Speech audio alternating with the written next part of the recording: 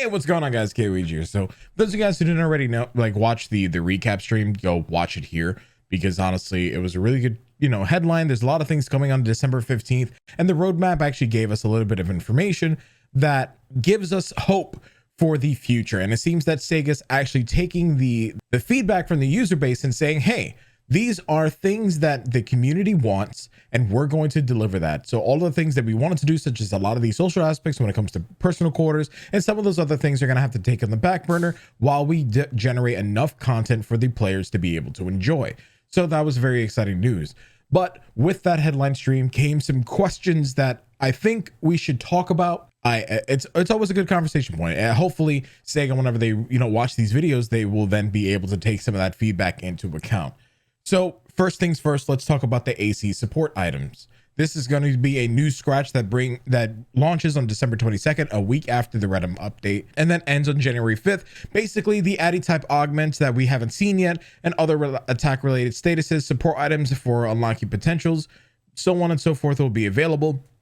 And honestly, this doesn't really sound like it's too bad, but considering the fact that it's so early in the game's lifespan, it's kind of worrisome. While yes, sure, we do have the February, which brings the level 40 level cap. April brings the level 45 level cap, and then NGS on June has their second major update with the new region and then the level 60 level cap. But having something like this so early in the game almost feels like it's in bad taste, especially after a lot of the feedback that we wound up giving Sega during the last 6 months. While yes, they did take some of the feedback, it definitely seems that this one is like more of a cash grab, and it's like, hey, we know you want to be more powerful and we're going to give you that opportunity. And I see a lot of people who are probably already thinking that this is a pay to win system. This is actually not, in a way. It kind of is, but it kind of is not, because you're able to settle on the personal shops. And now that the 3-day shop passes are a little bit more frequent, especially when it comes to the mission pass, this definitely feels as if it's just too early. Pay to win or not, it's just too early in the game's lifespan for something like this, because we're only getting 5-star weapons. By the time we start getting, the level 40, 45 cap, I'm sure they're going to be introducing 6-star weapons and then 7-star weapons by the time the level 60 cap is. It feels, for me personally, like I'm going to be sitting on these items and I'm never going to use them. All right. So I feel like they could have used this opportunity to draw in something else on the AC scratch, or even introduce something else that could have been much more appealing to the player base to want to spend money, right? Because they are looking for players to spend money. So while I personally believe that the AC scratch tickets, for support items is a little bit too early, and I feel like it might just come across as pay to win instead, there is some things to talk about here where Sega is listening. You remember that early survey that we wound up having at the beginning of PSO2's lifespan, where they were like, why aren't you spending money? Well, they actually listened. And a lot of the reasons why is because things were too expensive. There was no reason for us to spend money on things that just felt like it was just a cash grab and it was going to bleed us dry of our wallet. So this time around, when they introduced the new Fiery Doom's Redem pack for Type 1 and Type 2, they're actually only $20 a piece. Like, look at that. That is legitimately half of the original Alio Founders packs, and for relatively the same items, because they come with the outfits, they come with the hairstyles, they also come with a glide and a dash that is the hoverboard from base PSO2, and they come with the stamp. And so all of those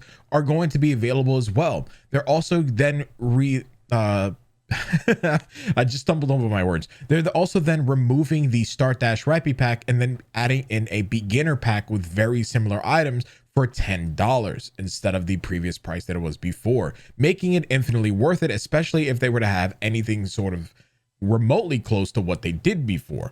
And you're able to buy all of these items on the Microsoft Store, Steam, EpicGames Store, and the AC, in the in-game AC shop starting December 15th. So basically, when you start looking at a lot of that, they're taking our feedback and they're listening, right? And that's a good thing.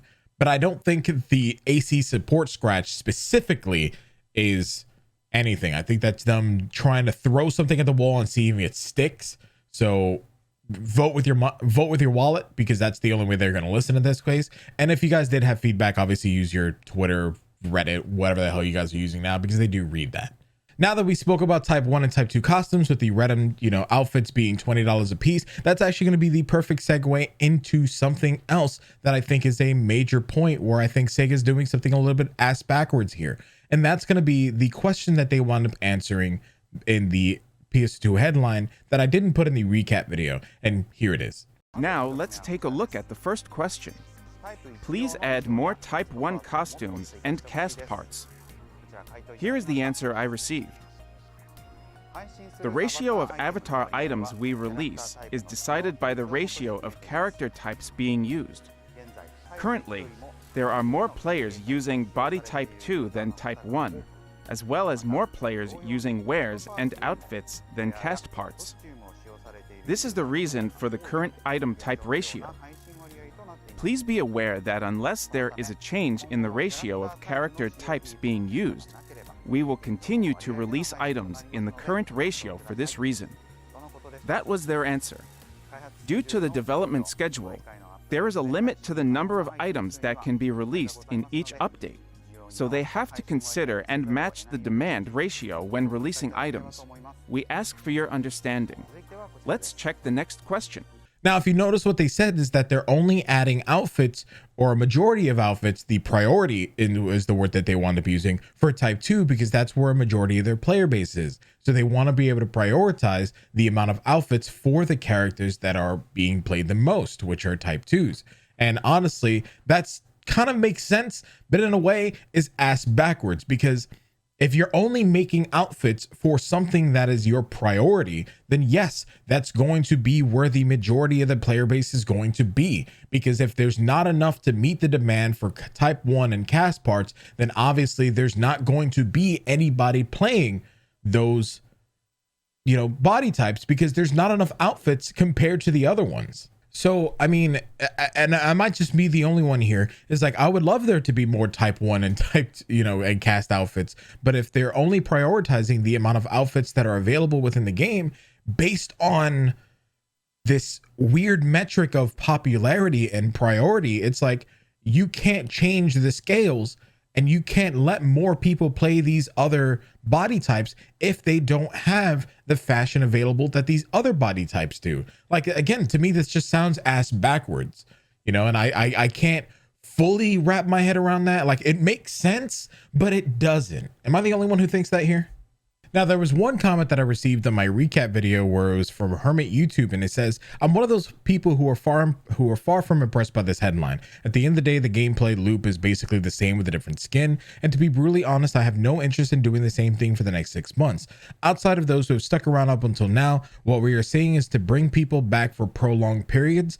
I'm expecting the game to feel dead again soon after the update drops, and it'll feel much worse because the new map will be twice as big." Now, there's actually some reasons that I had similar thoughts going through my head at the time of the headline, where I'm like, a lot of this is exciting. There's a lot of cool stuff happening, right? But it ultimately feels like a lot of the same. And that's going to be different because now it seems that over the next 6 months, they're prepping the game to continue having more features that then build upon one another. The problem that I currently have is, how are we going to be seeing these new items, these new weapons, these new materials being implemented within the game, and if the other ones previously are going to be phased out? And unfortunately, that's not a question that they wound up answering during the headline stream, so I can't talk about that yet. But I do have the worry that eventually come that eventually come the spring event that we currently have going into the roadmap, it's going to be more of the same until we hit April, because I'm sure that they then realize that they need to have some sort of end game to be able to break the constant loop of just grind and kill mobs, because that's currently where the game is right now, is that there's no end game dungeon. Like, there's no boss that I need to fight. Like, even if there was a single dungeon that was able to be done over and over and over, that would be a lot better than what we currently have now. Boring, yes, but better. So I'm sure that a lot of the things are going to feel the same until April.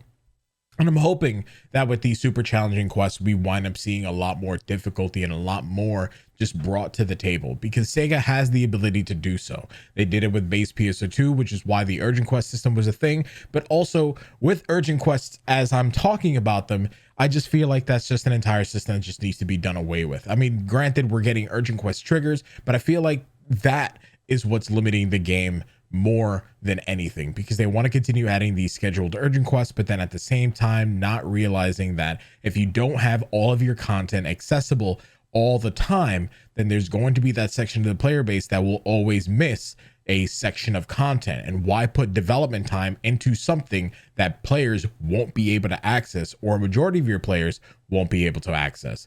Does that make sense? And then to top it all off is that with urgent quests, if they're not going to be updated and continuously scaled up all the way into the future, then what's the point? Because again, you're adding development time to something that's never going to be touched again, regardless if there's an urgent quest trigger or not. And that's just something that's asinine to me. So I'm hoping that that's something that they then continue to address going forward, because that was a worry that a lot of people had at the beginning of NGS, and that's still one of the big worries that has not been addressed, which is why I can actually go ahead and agree to an extent to this YouTube comment that was left.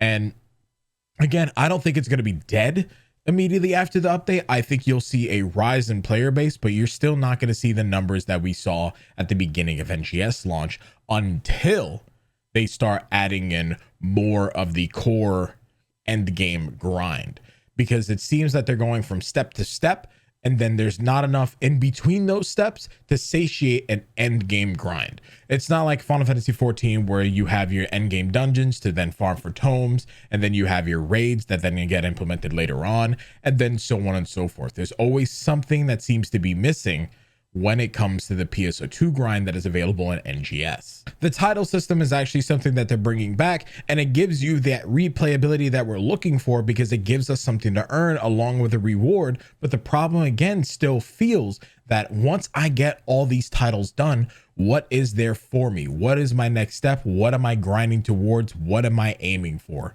But like I've said at the beginning of this video, and like I said now, we are going to have to wait for the update to be able to give a proper judgment, and any criticism that I can give now is just Monday night quarterbacking or even Sunday night quarterbacking before the game. Everything on paper looks like Sega's taking a step in the right direction, and I'm hoping that they continue to take these moments in stride where they listen not to just player feedback, but also take into account the direction that they wanted to take the game originally. They then said during the headline that they want to be able to build a game that everyone, both the developers and the player base, are happy to be a part of. And I think that they could definitely do that. However, it's just going to take some time. And already it looks like they're taking those steps and those precautions to be able to do so. Now, the one other thing that I wanted to talk about before the end of the video here is that the reason why I think they're not, launching Summoner or the Gunblade class until June, or these 6 months in June, is because they're trying to focus on actual gameplay mechanics and gameplay design. So until they wind up creating newer situations, where we have this content to be able to play and do, then we're not going to wind up seeing any sort of additional classes until they fix the core gameplay loop. This also includes the things that whenever they've released a class, there's always been this issue of balancing, and we saw that with Braver. So with that, I'm sure that they're doing additional play testing so that way issues with the Katana Braver don't happen again for any of the further classes going forward. I think that in this case, they might flip the script like they did with some of these Scion classes, and they might launch broken. That's just a price you pay when you're trying to make the game fun and not and not terrible to play and also terrible to grind. But we'll see. Again, it looks like they're listening. It looks like they're doing a lot of things that are a step in the right direction, and I'm hoping that whatever we see that was not showcased in the roadmap is things that then continue to address what we have as players. But anyway, that's what I'm talking about for today's video. Thank you guys again for watching. As always, you guys are amazing. You're beautiful. Stay awesome, and I'll see you guys in the next video. Peace.